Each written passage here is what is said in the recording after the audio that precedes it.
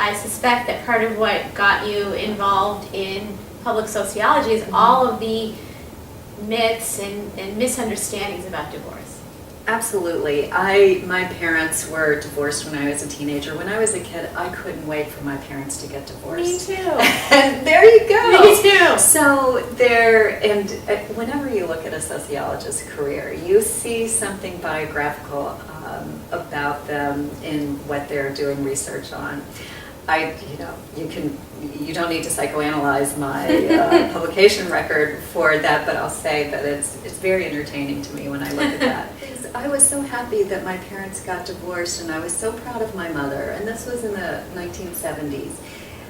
And then a few years later, there were these articles, there was a cover on the New York Times Magazine about adult children of divorce and how messed up we were. We were supposed to be failures. Yes, we were failures, and I was not actually a failure, but I was a chip on the shoulder enough to say, what's this about? And it really, it made me curious about that kind of sanctimony, about a very narrow definition of what family is.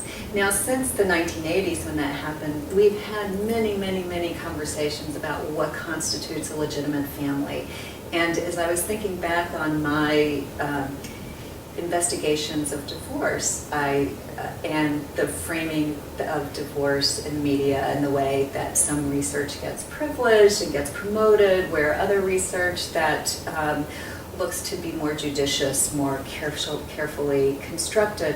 When I compared that to the things that have happened with respect to same-sex marriage and gay parenting and the impact on their children, it's fascinating to see how this issue keeps repeating itself about what constitutes a legitimate family. Whether it's divorce, single parenting, or same-sex marriage, we get these claims about children. And what I did in what my sociology training gave me, and what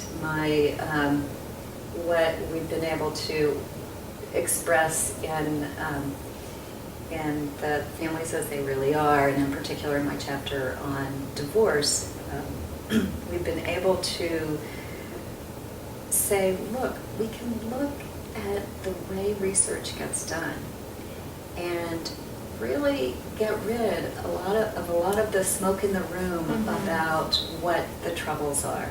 So in particular with respect to the impact of divorce on marriage, the research demonstrates that if you compare children whose parents were distressed before the divorce to children who remain in families where the parents are distressed, so in high conflict marriages, which are the ones that are going to go on to divorce if there's free access to divorce and comfort with divorce. And those kids are better off when the parents divorce. Now, it's complicated, and there's a lot more to the story. It's not just you get this answer or that answer, but the point is that when one is listening to either a case about single parenting or about same-sex parenting or about divorced parents, one needs to recognize that the comparison group has to be the appropriate one, that children of divorce have